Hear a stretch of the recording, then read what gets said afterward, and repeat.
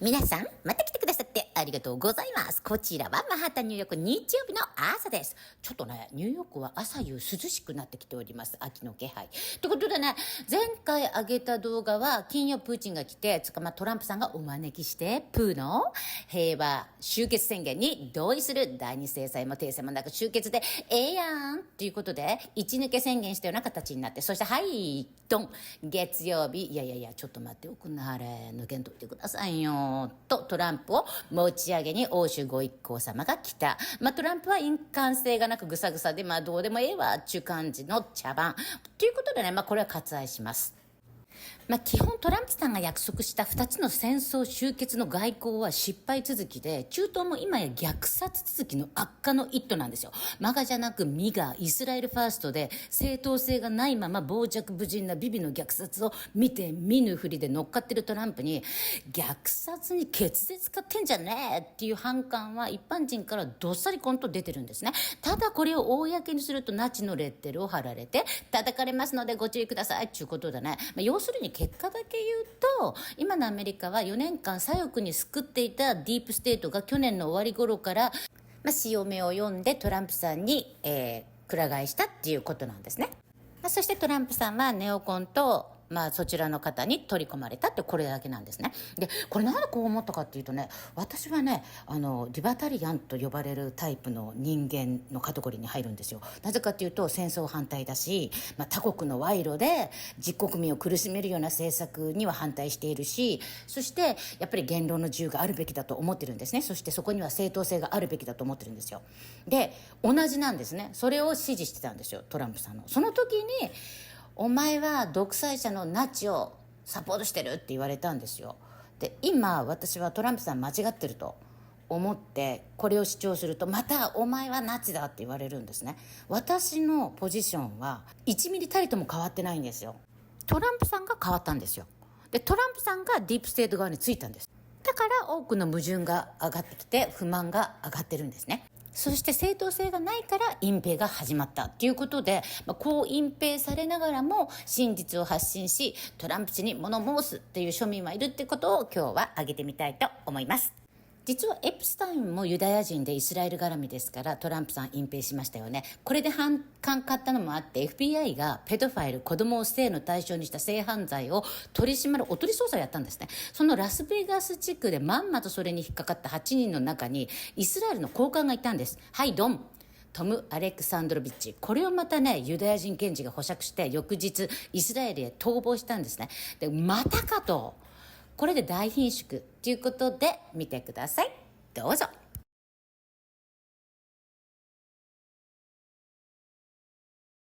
For one, apparently this guy worked under or directly for Netanyahu, and I believe it's some form of cybersecurity. But for one, with the lurking story of Epstein and Epstein's potential ties to Israel and involvement in, the sexual blackmail of underage girls, the fact that Israel's involved in another storyline that includes someone in government and kids, that just could not look worse. And I would think that if you're Israel and you're actually a civil society, you would have some sort of a responsibility to actually review a charge before you just give someone a clean slate to flee. Because otherwise, you want criminals or pedophiles in your country? You want to be a safe haven for pedophiles that if they committed these crimes somewhere else, like you're openly embracing pedophiles into your society, that you're going to let them know if they commit these crimes in other locations, as long as you can get here, you have a free pass. Why wouldn't you want to review that and have criminals held responsible? For one, allow justice to be served in the countries that the crime was committed, and two, why would you want those people in your country?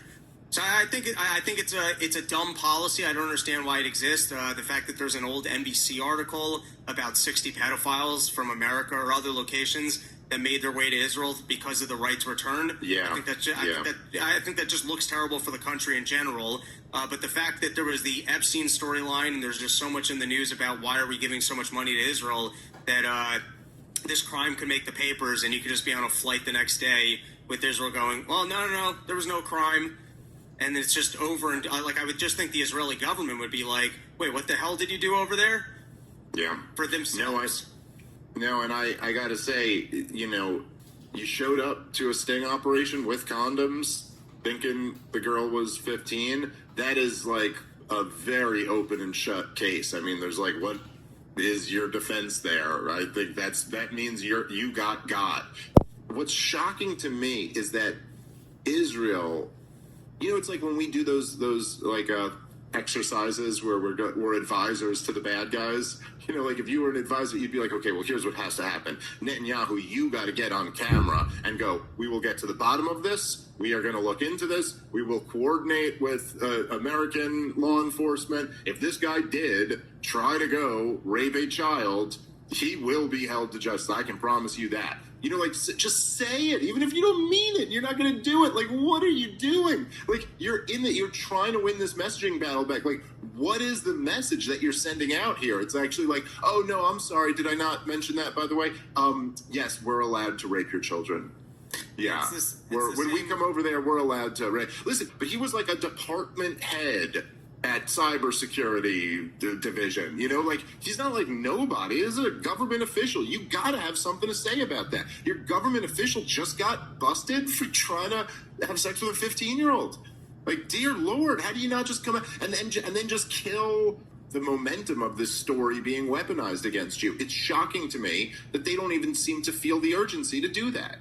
There's now more to the cover-up story of Tom Alexandrovich, Israel's cyber chief, who was busted in a sting operation. Now the new details are out that Sean King was silenced by X. Suddenly, in the middle of the night, all of his posts about Tom Alexandrovich had been removed. Turns out they were removed because the Israeli government asked X, will you take down all these posts? And X said, okay, we'll go ahead and do it. And the irony of it goes even deeper. The organization within Israel, the government agency that asked for X to remove the posts, was the very agency Tom Alexandrovich heads. So the cover-up just gets worse and worse by the minute. This is the post that Sean King put out there. In the middle of the night, Elon Musk deleted every single tweet I've made about Israeli Tom Alexandrovich that was arrested in Las Vegas for crimes against children. All of them, every retweet, every link to my articles gone. Those lawyers were told a government demand required us to remove the tweets, but they didn't tell the lawyers which government. Then it turns out that it gets confirmed that Twitter admitted it was the Israelis that asked them to get rid of the tweets, and they complied. This was from Grok saying, yes, based on verified reports, X voluntarily deleted the tweets under doxing policies and indirectly protecting the accused from public exposure. So not only did he get away with this crime and get to run off to Israel, but then his same division goes and says, oh, and remove all of these tweets. This is like one of those cover-ups that reek of Epstein killed himself. It just so happened the cameras didn't work. It just so happened the guards fell asleep. It just so happened he didn't have a roommate. It just so happened that the U.S. attorney in Nevada happens to be an Israeli who happens to let go this Israeli, and then the guy happens to be the only one out of 8 that gets let go and allowed to go on a plane and passport not seized. It just so happens that all of the posts that people are making about the guy start to get deleted off of X because they just don't want you to know more about it. This is like a showcasing of the Epstein saga on a small scale, and it just goes to show, look, you're covering for anybody in a position of power who's probably spying on people, gathering a bunch of information, and you're going to let the guy go. And that's why you let him go, because he was one of your spies, your cyber spies, just like Epstein was one of your spies. I mean, it's just, just ridiculous. They just think we're stupid. そしてお次は現政権共和党バージョン2枚舌会見スピーチをどうぞ。 If you harm our children, you will be given no sanctuary. There is no place we will not come to hunt you down. There is no place we will not look for you. And there is no cage we will not put you in should you do harm to our children. The prioritization of this administration and General Bondi has made it abundantly clear to child predators. You will be hunted. そして次のビデオはベツラハムの修道所の方の体験談です。 I went in there and I met up with some of the people. Everything was strewn with garbage all over the streets, the bullet holes. What Israel likes to do is destroy. Not only do they control the place, but they almost take glee. And we're not talking about Hamas time. We're not talking about, 2023. We're talking about 2002. They would go through the town of Bethlehem and purposely with their tanks, APs, the smaller ones, like knock over the light poles or the things that are garnished with Christmas trees, decorations and things, and knock them over in the middle of town, or pull their bulldozer and smash a car. But again, that same resiliency of the Palestinians, the Samud, I have a photograph. He's actually the father of one of the priests now in Bethlehem, and he's sitting on his car that had been smashed by the Israelis, just with a smile, kind of like, you're not going to stop us. We're going to carry on. You know, you did this to me, but I'm going to carry on. There were people shot inside the church. Yeah, the bell ringer there was shot dead. Yeah, and I know most Was he a of there. Christian? Of course, yeah. So that was the moment. And Christians were shot outside the church. I don't know if it was exactly during those 40 days, but a young 16-year-old boy, an altar boy of the church, you know, there were curfews going on, and they had tanks all around the city circling them, and he was out with his 70-year-old cousin, I think it was, and they were just kicking a soccer ball. He was shot dead by a sniper, 16-year-old Johnny Talgia.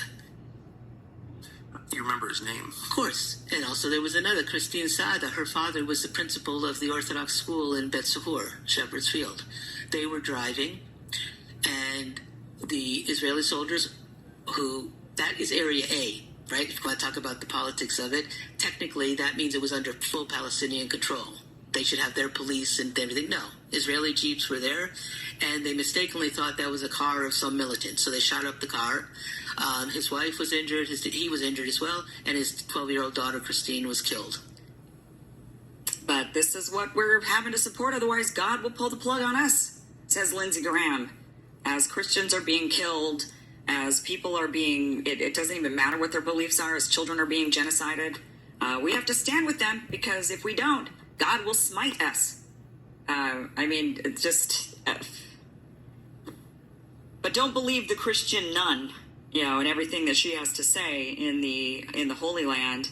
But, you know, this isn't about God. This isn't about religion. This isn't about any of that. It's about a land grab. And Netanyahu and his ilk have made that incredibly, completely clear. And we are 1,000% as a country. Our government is on the wrong side of history on this one. And, you know, it's incredibly disheartening. And I just don't even know what else to say about that at all, unfortunately. そして最後の動画は、先週日曜日かな、イスラエルのアメリカ国内のシオニストじゃないですよ。イスラエルにいるイスラエル人の方たちが、ネタニヤフ現政権に対して大規模な抗議を行われた様子です。どうぞ。